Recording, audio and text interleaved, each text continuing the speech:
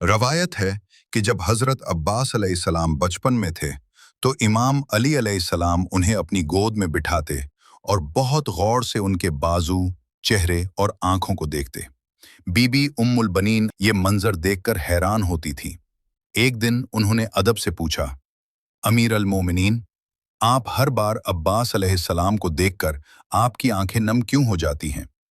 इमाम अली अलैहिस्सलाम ने एक गहरी सांस ली और फरमाया, उम्मुल बनीन, मैं उन बाजुओं को करबला में कटता हुआ देख रहा हूं।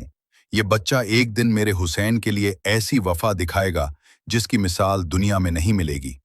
ये बात सुनकर बीबी उम्मुल बनीन का दिल भर आया।